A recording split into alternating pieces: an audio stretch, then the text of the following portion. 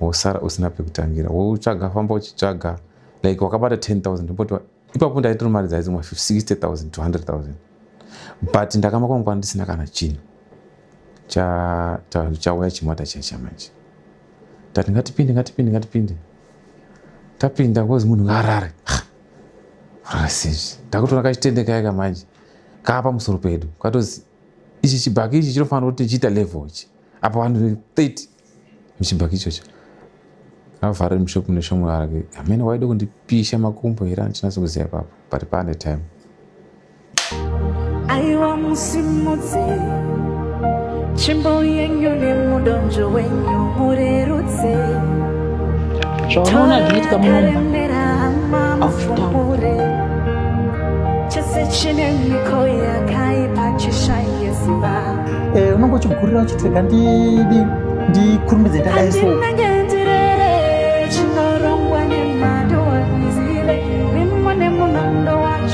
chimanya zvimwe zvekuti unoti panapa pasina kumira zvakanaka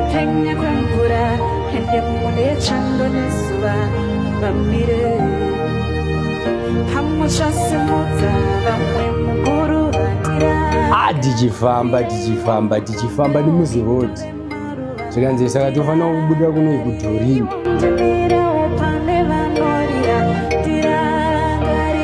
vanhu vangofonerawo vanomboziva here vachiita zvekutransport ndokutotorwa zvinhu ndokutosara paya ndisina kana nefoni zita Dumisani Mlambo Mafanise tisingapedzi nguva katipindei muepisode yakasi saka ndangotaura ndikuende Johannesburg netsoka ana mai ndobva ana mai vanga vari kuvaitesa musika ndobva vatozvirwa tsitsi ndobva vanotengera 2 liter cold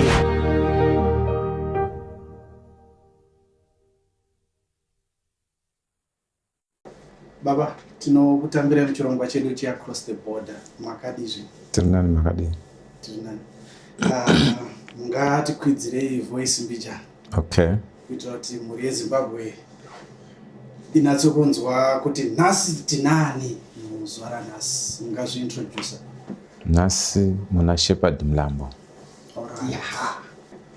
right Shepherd Mlambo anobva kupi kuzimbabwe anobva kuchipinge kunzvimbo inonzi Daisy Hill yes nderechirungu zita yes alright saka Shepherd tingati munhu akakurirapi akakura sei mungambotipawo tsanangudzo dzekukura kwenyu Shepherd Mlambo munhu akakurira kuDaisy Hill akatozvarwa ikoko kuMarsilinda Hospital ndikafunda pamunoirirwa it was grade 1 yangu yanga iri 1997 yes nichita grade 1 endera yenyu mberi tikazobvako ndikaenda kuGrass Flats 2001 grade 3 ndakazombodzokera ipapo kuti ndizoenda kwaGrass kuti ndizosvika ndichienda grade 3 kuGrass Flats ndadzokera ndichibva kwamunoirirwa pamuswera primary school ndokwandakazonyorera grade 7 yangu kuGrass it was 2005 alright so tingati Shepherd after chikoro akazomboshanda iri kuZimbabwe or akatobva atonanga John kushanda handina kuzokushanda chakandionetsa ngechekuti mudhara wanga asikachashande on that time maschool fees yanga akunetsa saka ndakambogara from 2006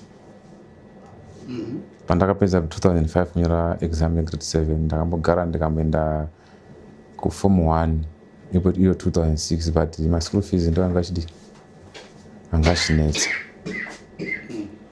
saka ndokuzombofunga wangu kuenda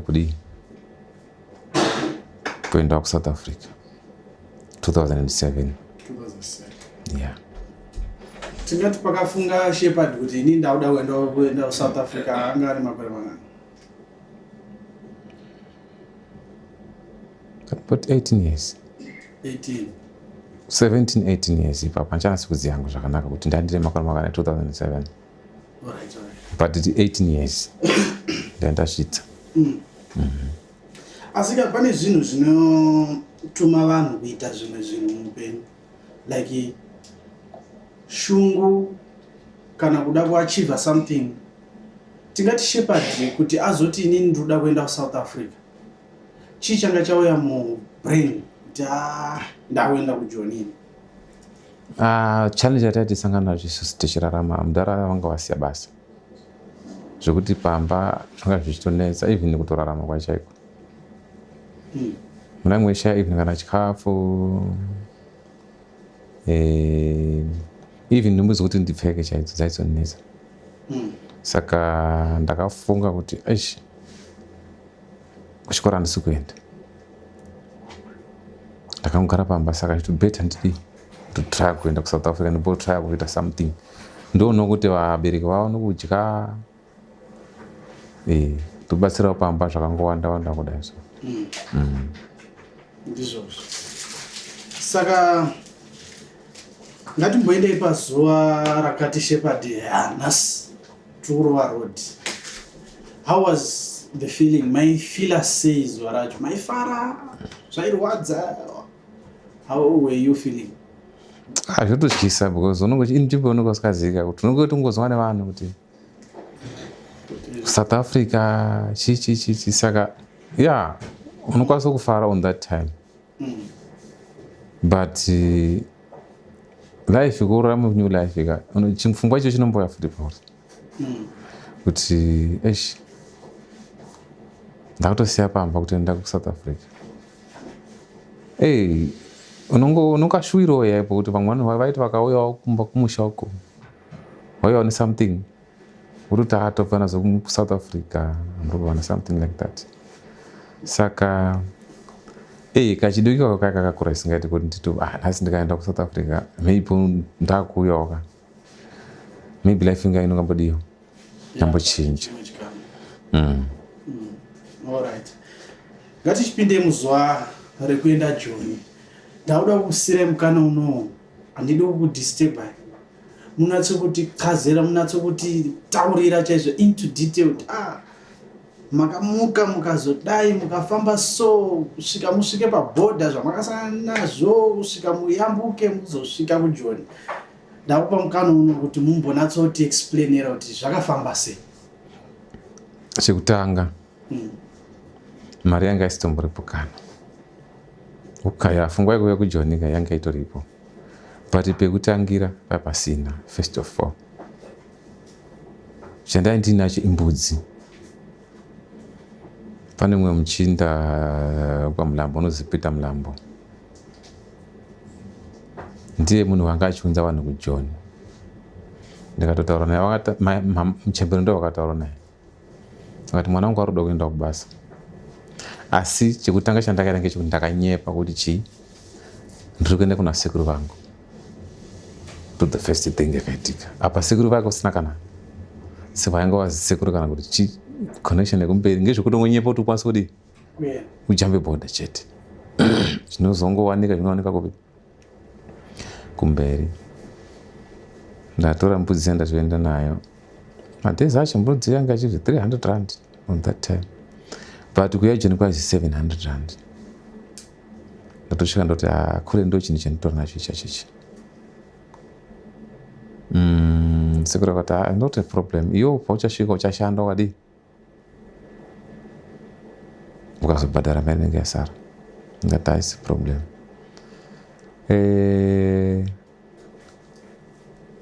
Mundoziva zvekudhara zvekuti waiti uende kuJoni hautauri. Unonyepa kuti ndirumete pachiriga apo kana ndiroenda patauni apo pachipinga apo. Ndikuya mangwana. Ndozvaita izvo kudhara.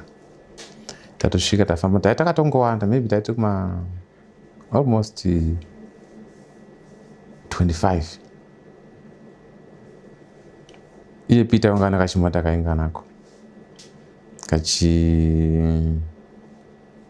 Mitsubishi L300 kekudhara vaya tatopinda mukachimutsubhisi kaya takutoona katende katori pasaidi tikati maybe anonga achitotora kuti kana kwakunaya uzodii tozongokavhara tafamba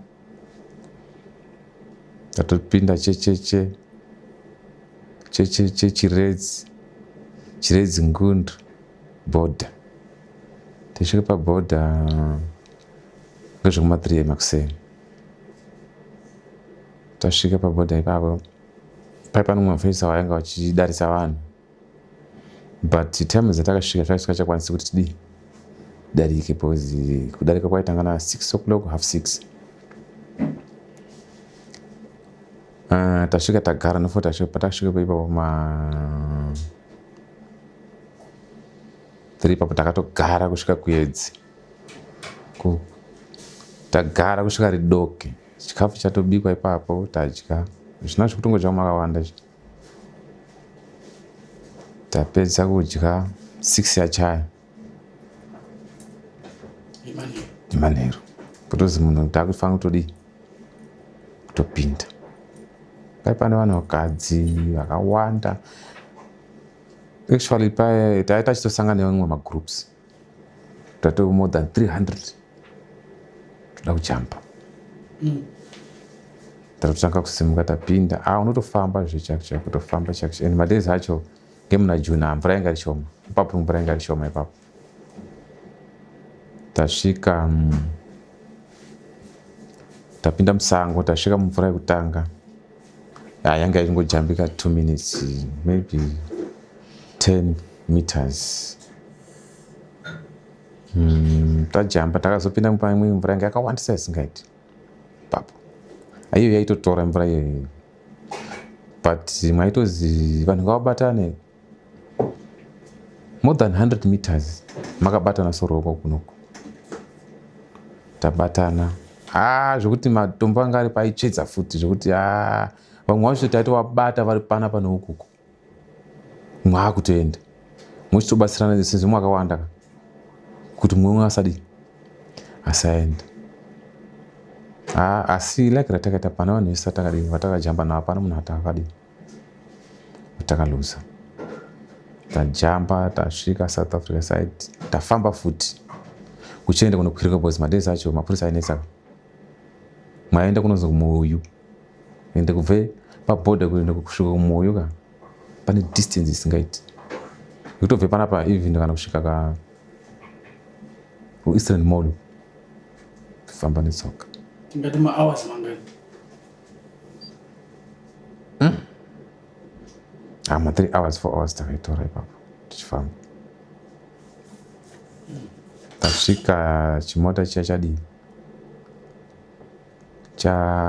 chauya chimota chiya manje tati ngatipinde tapinda kozi munhu ngarare rasizvi takutoona kachitendeka yaka manje kapa musoro pedu katozi ichi chibhaki ichi chinofanira kuti chiita level ichi apa vanhu 30 muchibhaki ichocho takaita zvekurara tapinda muchibhaki checha mota yafamba chewaingozwa chete ngechekuti mota yamira makasangana nevakadzi vakadzi vanenge varimo ipapo chandaindingunamata ngechekuti dai zuva rakabuda tadii tasvika because kachitendeka kachazotanga kuzororwa nezuva manje takati tachifamba unonga usingazivi kuti tiri kupi because muna mwakatovharirwa takazwa mota yamiswa kazi handi manje nechimutaura unonga usikausviki vanonga vachiti kudii vatotaura tatoona mba kutovhurika pachitendeka duri akwazi yes kuna ari batukamo mapurisa atotibata payapa vatotimisa nofe takatomira ipapo taiti kunge mazambana chaivo tiri muchimota imomo tasimuka dzakazodza kutanga kumakuita kuma-10 ma-8 makuseni zuva rakuchitanga manje kachitendeka yaka kakudii kakurohwa nezukwa takasvika takachinje nhumbi dzakachinje kala kuti pandapinda munhu andakapfeka hembe white panapa black sei futi ngeidikita. Tasvika paya tasvika tasvikira apo pacaca ndopata paya pane station hombe. Tasvika tatoburuka paya pamwe nemumwe watoburuka uri kutoona munhu wamwana watangobata nemacramps, mumwe wacho hatokwanisi kutofema chaiko. Tatoburuka paya tapinza mukarumu. So ipapo kuti mapurisa anenge achinesa isingaiti because vaitouya vaitosecha aenda soti pane vanhu vakusvika, pane vanhu vaizotipira kuti pane vanhu vabva kusvika. Tosvika watibata tombosungwa futi kozi totombodzosera kumusha imini. Stress yakutanga beni wotozwa waende Joni kozi tokudzosera futi kanyi usita watomboreka kana nekota hayo.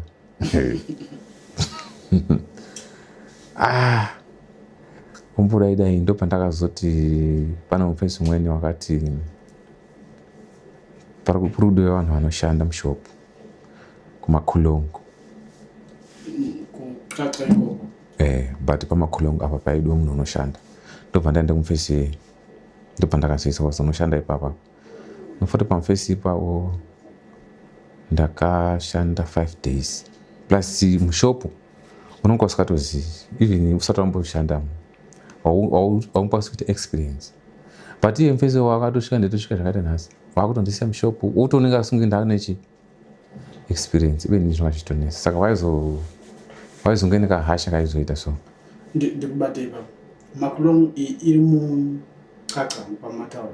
Makulongo iri aisi mucaca imwe section.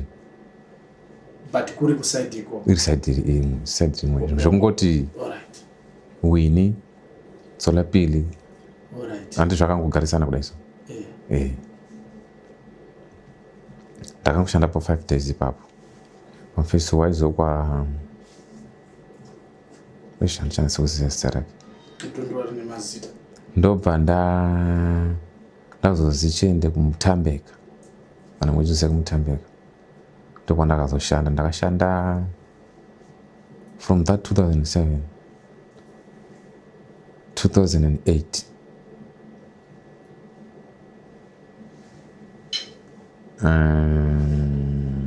end 2008 ndobva ndakazobvako but handina kana mari yandakapuwa patime idzodzo.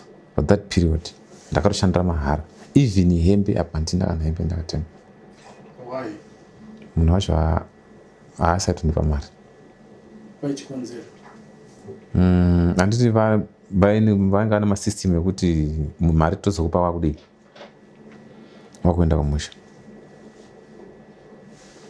But iyo shope yakazoenda kuowa kutobhuroka ini sandatokwanisa kudii kuvarisha even kana mari yekundipa because mufesi wacho akazongoenda kumusha undisiya ndiripo pasvipa papo murikona apa ndani chakadzonga nguva dzasvitso maybe ndani ndiri kuma19 years.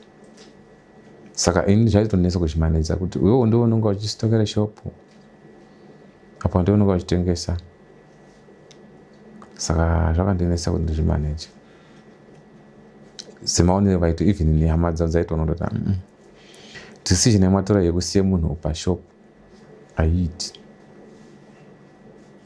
Munozongoya mwakubhleme munhu chii pasina ichi chaaita maybe to select of kuti unokwanisa kutadza kudai echitobhadhara rent asina kana kustopa. Saka shopu ofa isinotodii inotodona. Satoti shopu yakadonha nekuda kwenyu. Kanipoti zvakazoitika ipapo ngezvekuti mastand wanga akati tsotsi wakamba kundivharira mushopu mune shamwari yake. Avharira mushopu mune shamwari yake amene waida kundipisha makumbo here andichinatso kuziva ipapo but pane time obva atondinesa ndobva ndatete chance yekutobuda ngepadhoo ndobva ndatiza ndobva ndaenda kumapurisa ndobva auya vatiza. Saka mupurisa akazoti siya wadi wabva paloke shopu uende kurarisa munhu because vanhu ava pavachazodzoka vanokwanisa kukuwadza. Ndobva ndati izvozvo vanhu vaya ndobva vauya neusiku bva apwanya shopu iyaya kutora zvese zvaivirimo ndokuparara kwakaita shopu. Kumasta ndaida kupisira munoti matsotsi wanga akatodhakwa nderacho kuti wanga atori tsotsi munhu masitende wacho. alright. Saka ndokuzouya 2008 iyoyo ndobva ndazouya ndadzoka futi kuxaxa because kuxaxa kwakuine shop yanga iriko. Shop iyo yanga yakudonha futi, saka inini ndaya ndichizi ndidzokera futi ikoko kuxaxa ndizotengesa because kwakusina vanhu vanodii. Vanhu vanga vachishandako ikoko vanga vadzingwa because vanga vakushasha kushanda. Ndobva ndazoisa kuxaxa kuyakwe 2009 kutanga kwake. Chekutanga kuti ndizoya kuxaxa ndakamboshanda futi kuma-phone shop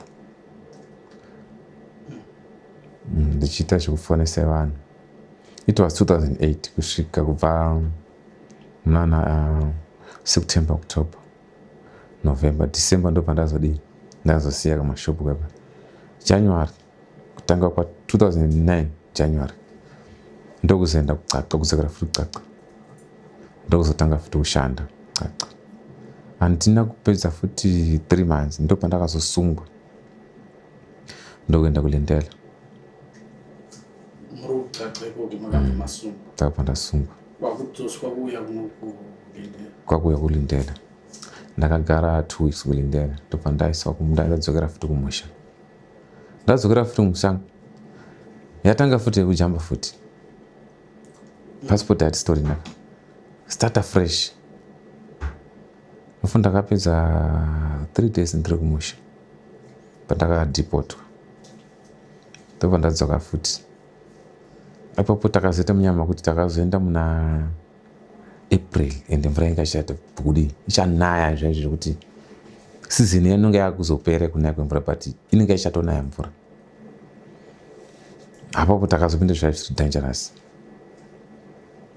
because pane pamwe patakazofamba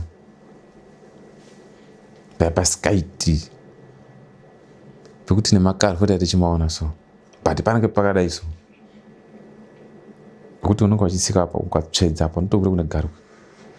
Apo takarisika zvokuti nepfungwa dzangu dzakatofunga kutodzokera kumusha chaipo.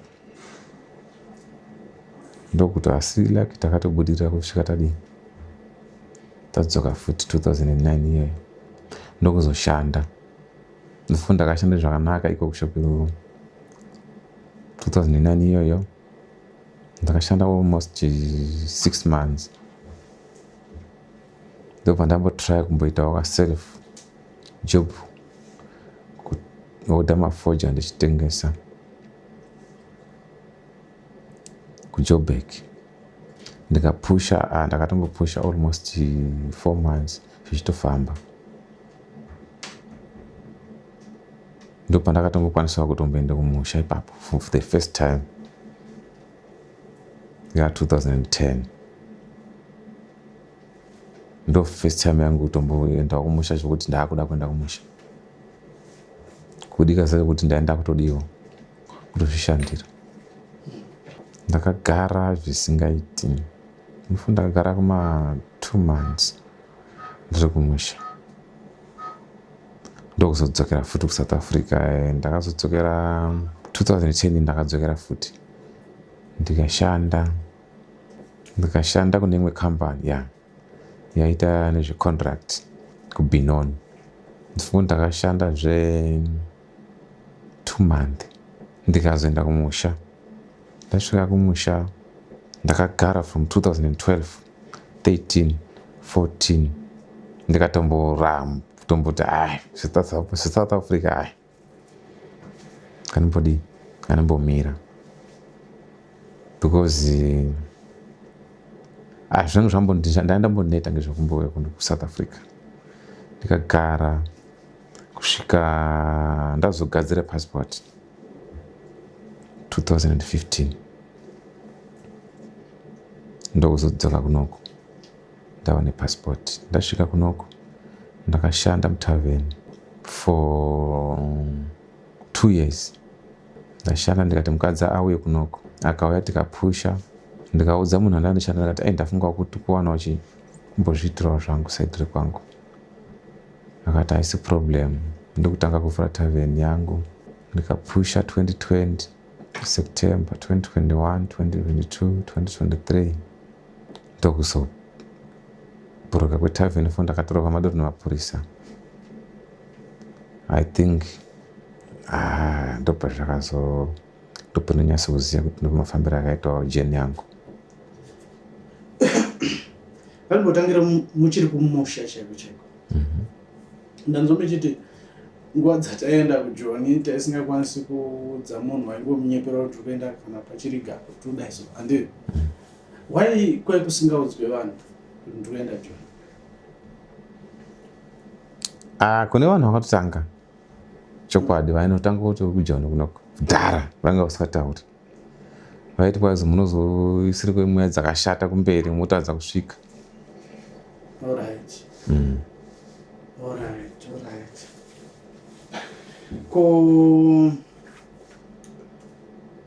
Around 2007, 2008, tainzwa nyaya dzema-xenophobia South Africa.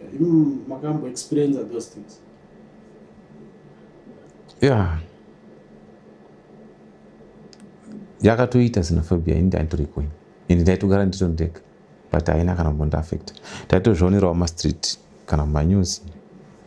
Inino ndakatoitawo lake rokutotopose zvinhu zvacho zvatitikawo maziso medu, but hazvina kana kumbondiaffecta because pandanga ndichigara vanhu vacho vanga vakandiprotecta zvisingaiti. Famataura imimi kuti maiswa mubhaki, bhaki ronzi riite level kudaiso, kuiswa tende pamusoro. Tell me, mati manga muri kuma 30 something handii? Vanhu vanenge vaka pamusoro pemwe. Munotokwata aitokwana zvekutoti but izvezvi kuti tichizvizwa kuti tichidzokorera manje zvakunetsa manje, but ipapo zvakatoita kuti tisvike. Mai vane vakadzi ani? Kuvana? Vana mai musina, mai mune vakadzi nevarume chete. Aiwa here nevakadzi vevanhu vekuti varikufamba nevarume? Kwete paitori nevakadzi vavanhu vekutoti mumwe wacho vanenge achitenda kumurume wake. Tingati manga muri paposition yepi? Pasi, pamusoro, pasaidi, magara sei? Ini ndakangwara because paitozi tikatopinda mumota kandi ndaitanga kupinda ndotozviisa paposition yangu yakanaka. Plus ndani chakatsonga kana ndangokwana kana kuti ndangozvikwanira ndindega pasaidi kuti haukwanisi kuuya pamusoro pangu. Pasaidi penyu panga pane mudzimai here kana kuti? Saidi rekwangu ndandiri nini. Taizotongozwa vakadzi vakutochema kuti wanditsika chichi kumakona isusu handizozivi because pamwe pacho unokwanisa kudaona munhu akangonyarara ari mukadzi ari padhuze ari pasaidi utongofirawo mukati. So that experience munoiona sei, especially kusangana nezvinhu zvakadaro uri murume wemunhu uri mukadzi wemunhu? Ini chandakaexperience ipapo ngechekuti sometimes pane zvinhu zvinongoitika wazvo according nesituation inenge iripo, because zvinotorema even now so kuti ugare nemukadzi wemunhu magare yakadaro zvinotorema zviri pachena, but patime iyoyo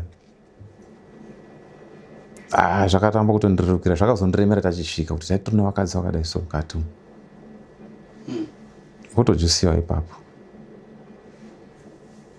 Mukataura kuti makazombosungwa mukadzoserwa kumusha?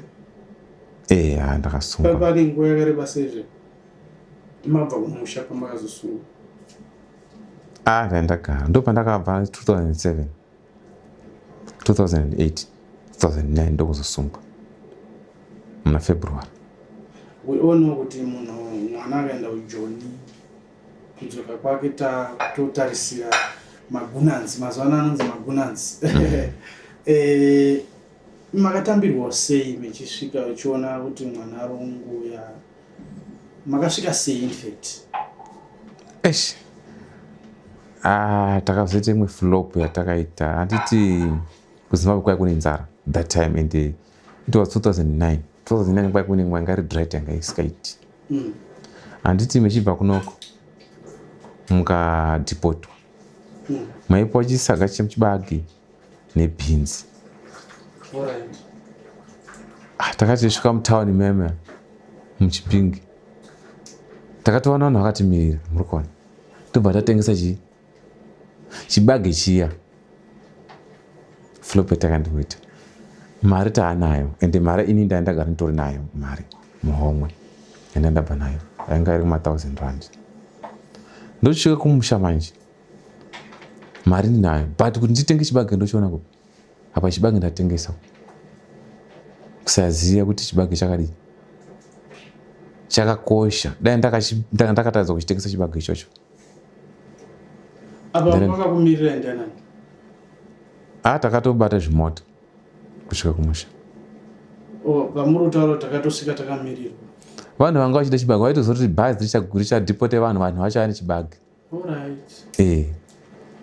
Mabuyers. Tikatoti isu tatokurumidza kutengesa apa tatoisa big flop.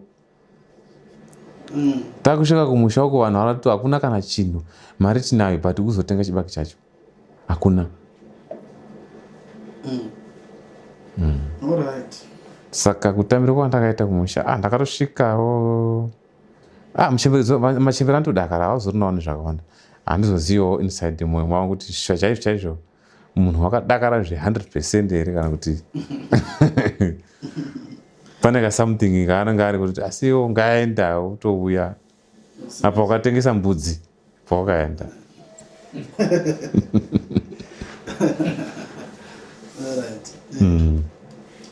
Asi makuzouyawo pamakazouya manje mashanda mati makazombokiyakiya makuchizoenda kumusha zviri official tinokuya. How was the situation? Makasvika sei? Makatambirwa sei? Wegawo utori ndakafeelinga chinozoona kuti vanhu ava pandiri kuenda vanhu vachadii vachadakara, because ininiwo I'm the first family made in munhu wakatanga kuenda kuSouth Africa. Blood dzangu dzasina kana mboyo dzakauya but hadzina kutosvika mazira ndozvita, dzakatosvika dzotosungwa dzisati dzatotijamba nebhodha. Saka handiri motoziziva kuti first time uchienda kujoni uchizouya kuzi wadzoka kumusha unofanira kunge une chiblanketi chamai, chiblanketi chamudhara. Saka izvi izvozvo ndakatozvidii, ndakatozvisota kuti zvitoripo zvese, chiblanketi chiripo, chikafu ndakatotenga. Zvanga zviri zvishoma kwazvo but vanhu vekumusha vanotoappreciate, vanotozviziva. Unotoona utori munhu atofadzawo hama. Mablanketi ndechi kana mudhara namunhu anoitirwa izvozvo, vanomapirwa. Utori mutemo kuti vechitotanga kutoshanda unofanira kutengera mudhara blanketi nemuchemberi pachivanhu chedu isusu mandau kwedu kwetinobva. Saka makaita gungano, makaita pati iri musi wamasvika, makaridzwa redhiyo. Takatoraya mbudzi kupamha futi kubva kune akatengeswa. Totoraya mbudzi tomborya rubende. Ndochichocho kurya ropa. Munoridya seiko? Rotobikwa zvakanaka, totodya ropa. Kanjani? Atoti explain. Ropa hapana, ropa anoraya mbudzi paya isusu ropa kwedu kuchipinga hatirasi, totoisa mudhishi. Rapisa mudhishi roiswa pasaidi, toisa salt mukati imo, roisa mukachimupoto, raiswa mupoto rotobikwa, rinouya futi kuita nyama ropa rere. Ndorubende. Kudzidza kuperi. Aiwa, ngatitende. Saka izvezvizvi mune mhuri yakura sei? Vana ndine 4. 2 boys, 2 girls. Munawo kuSouth Africa?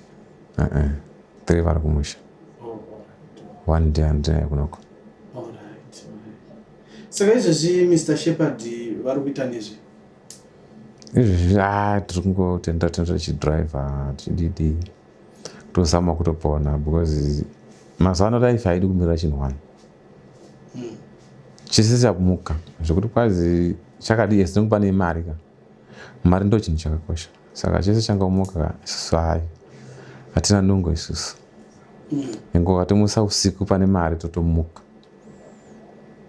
saka toti muri mutyairi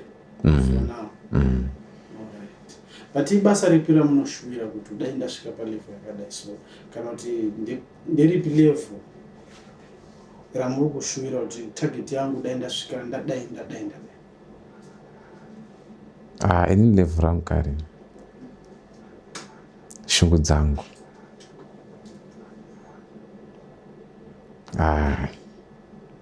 ngaizokuzviitira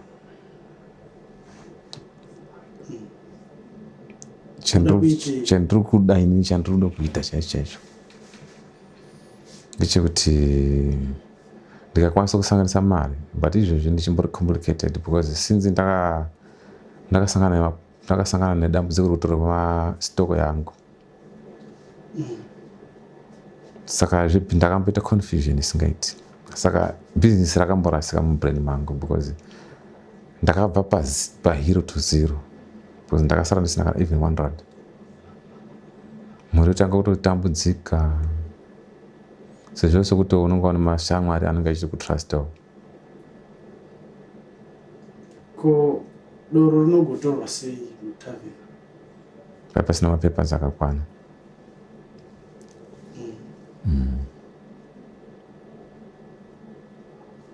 alright saka tingati pamakauya South Africa imimi mune shungu dzezvizadziso zvamaida kuzadzisa kuti ndikaenda South Africa ndoda kuachiva chakati nechakati tingati makakwanisa kuzviachiva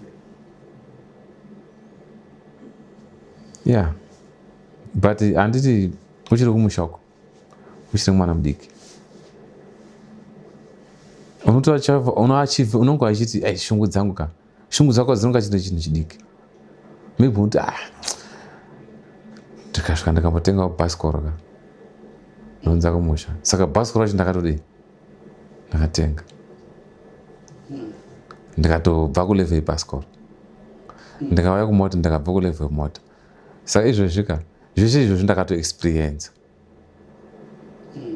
handidi kunyepa ndakazviexperience even imota nhasi kuti nditi shungu dzemota ka imota chinhu chinotodiwa mulife but ndakatoiexperience zvokuti ka handisisina dzungu rekutenga mota mota ndinotanga ndatoziva kuti ndiri kuishandisa chii first chinhu chinoita kuti inini ndive ndine something muhome handidi kutenga mota yekuti ndifambe ndiyo chete because ndakatoexperience pamota kuti mota inokwanisa kunaisa nemvura kana iwe usina kuyaplanira something chacho inokwanisa kungofa iwe usina like usina business rori kuitira uine business is very simple kuti ikastaka unokwanisa kuisa padeni inokwanisa kutosevheka unokwanisa kutofonera even towing roitoya totakurwa on that time because of you are doing business saka mota ndakatoexperience kuti even nhasi ndikanyabata mari yemota better nditite something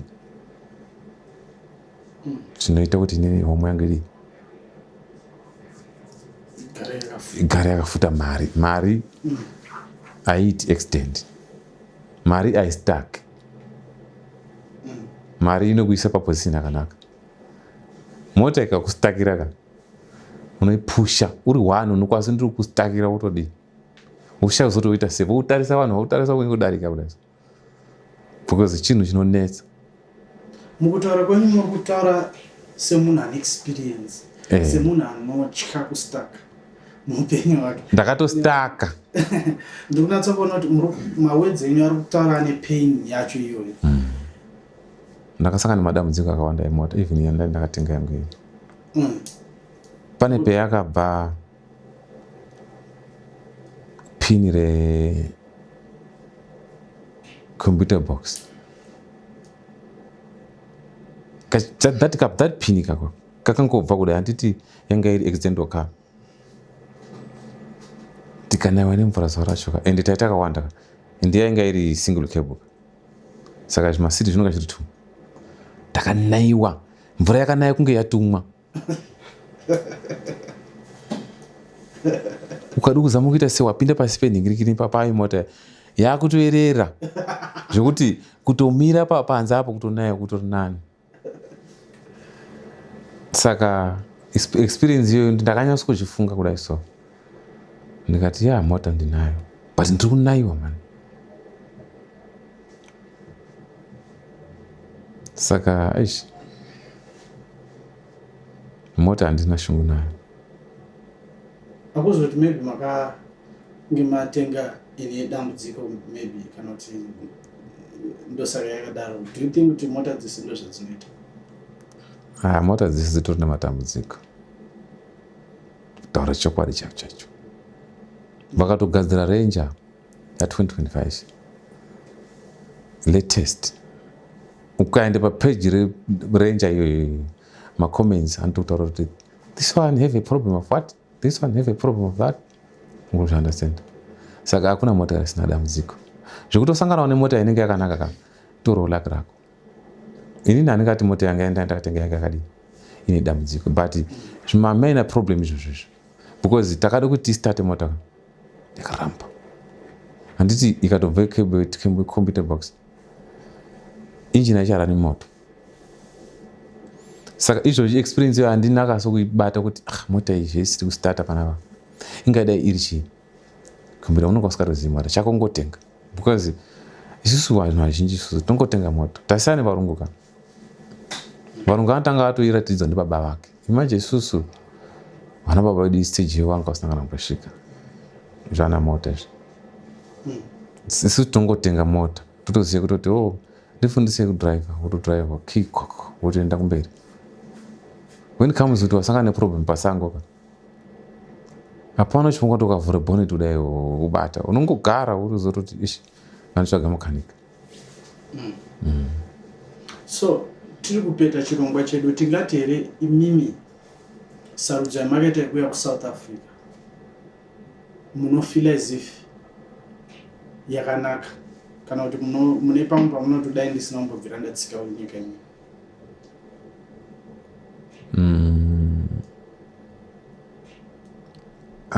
Inini ndinoona sekuti sarudzo yakanaka because I learned a lot of things.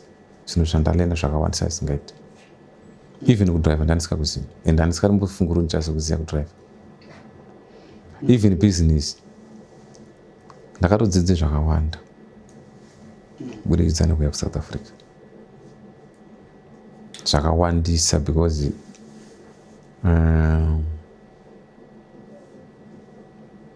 pari panyaya yebusiness hapana chinhu ndisikazivi.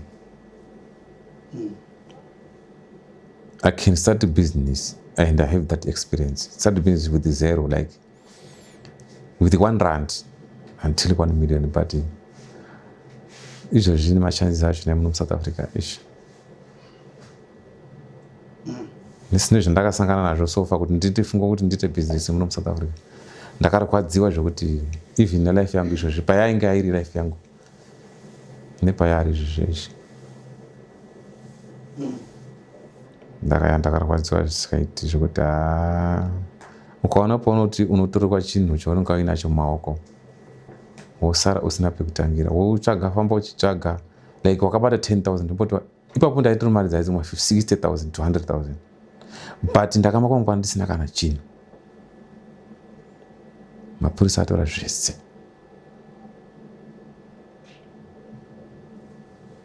kumuka mangwani mukadzi achiti ndoda kupa mari yemuriwo iwe uchitotaura kuti hauna chinhu but nezuro mamuine mari yasvika 10,000. Saka ndakarakadziwa zvokuti dai kuri kuti ndiri mumwe munhu ka ndakatoita maproblems anga asingaiti because ndanga ndiri nevana vadiki vamwe mwana wanga aine 6 months umwe wanga achienda kuchikoro. Saka zvakandistorera life yangu zvokuti asi tomboti nhasi mapiwa mari imimi mungadai kuita futi venture back into tavern business uye in a proper way nemapapers? Yeah, I'm ready for that. I'm 100% ready for that. As long pane mapapers, pendisikadi pane mapapers namapapers handikwanisi, because machallenges achona andinomaziva. Pane munhu izvezvizvi ari kufunga kuuya muSouth Africa. Imimi makauya 2007, but someone 2025 unhu ari kutofunga kuti again mbondostart a new life in South Africa. Kurudziro yamungada kuvapa vanhu vakaita seivavo, either ane passport kana kuti haana passport? Munhu iyeye kana ini nangurudzire ndikamupange kuti kana ane something yaanenge achiita kumusha, it's better aite something iyoyo atori serious, because kuno kuSouth Africa ndizvo zvakunetsa. There are more challenges. Chekutotanga, passport uinaro ngeimwe problem. Kutova nepassport itori imwe problem, because inonge achida kuzotindisa every 3 months apa maybe unonge uchitsvaga basa auriona. Mazuva ano basa riri kunetsa. Saka kana aine chaari kuita kumusha, ngaatombita serious nechinhu ichocho chiti success, because kunoku kunonga wakutoa kurarama imwe life inorwadza. Aiwa, tinotenda mukoma Shepherd Mlambo. Tinovimba kuti vanodzidza vari kutodzidza kubudikidza nechirongwa chinechi. Kana pane vanoda kukubatai sezvo mati muri driver uye you have business mind, vanokubatai sei? Ndine namba dzendinadzo dzangu dzoti kudini? Dzinoti 067 299 7028. Tinotenda, tichadzisa pavidhio. Ndinoti pano ndo patapirira chirongwa chino. Tinotenda. Tinotenda muve nezuva rakanaka. Tinotenda. Aiwa musimudzi chimbo yenyu nemudonjo wenyu murerutse zvaunoona zvinoitika munomba aufutaure chese chine miko yakaipa chishaye simba. Unonge uchigurira uchitega ndikurumbidze ndadai so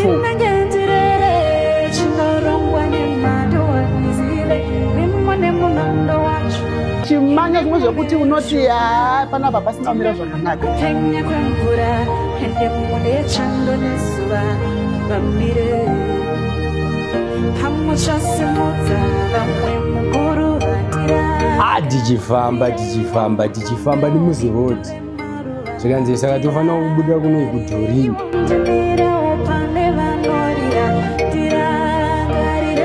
vanhu vangofonerawo vanomboziva here vachiita zvekutransport, ndokutotorwa zvinhu ndokutosara paya ndisina kana nefoni. Zita Dumisani Mlambo Mafanise. Tisingapedzi nguva katipinde muepisode yanhasi. Saka ndangotaura ndikuende Johannesburg netsoka. Ana mai ndobva vanga vari kuvaitesa musika ndobva vato nezvirwa tsitsi ndobva vanotengera 2 liter cold.